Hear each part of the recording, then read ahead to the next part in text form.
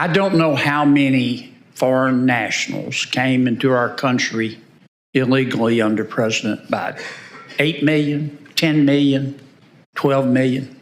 I do know that it was a lot. And using the most conservative efforts, we probably added about 4 Nebraskas to the United States. We don't have the slightest idea who they are.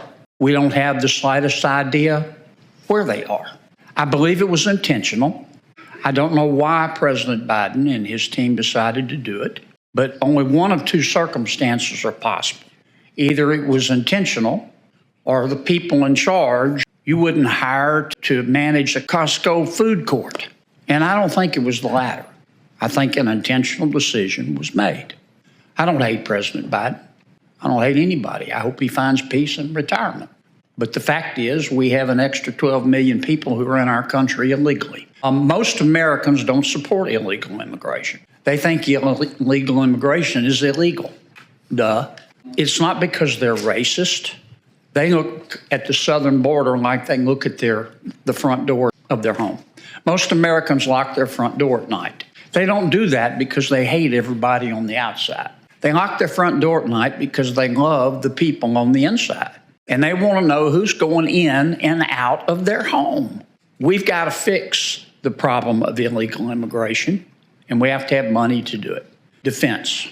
I am convinced, based on the classified and unclassified information that I've seen, that President Xi in China is working with President Putin in Russia and is working with the Ayatollah in Iran against the United States of America and Western values, including but not limited to freedom.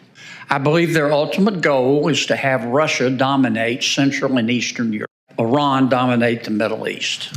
And President Xi's ultimate goal, he's the quarterback of this ball club, is to dominate the Indo-Pacific, be free to roam at will in sub-Saharan Africa and South America. I don't want America to be the world's policeman, but I don't want President Xi or President Putin or the Ayatollah in Iran to be the world's policeman either. Weakness invites the wolves. We have to spend more money on defense. Having said all of that, it's being proposed that we spend $300 billion for a good cause, in my judgment, but $300 billion. There's been a lot of rhetoric, I don't mean that in a pejorative way, about we're going to pay for this. We need to pay for this.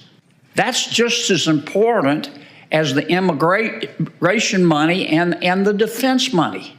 We need to have real pay-fors. We cannot sustain our spending. I understand a lot of it is for a good cause, but if we're honest with ourselves, nobody around this place ever stands up and says, I've got a bad idea and I need money for it. It's always a good cause. But this kind of spending is going to destroy America.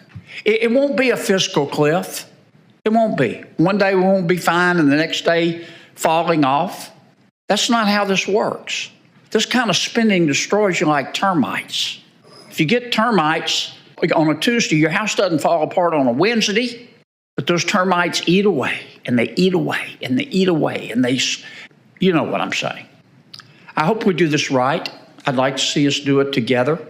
I don't live in La La Land. I know that's unlikely, but I'm going to try to be here as much as I can and listen to my colleagues' ideas. I think they're smart people, and I would invite them to make their suggestions. I, for one, will take them seriously.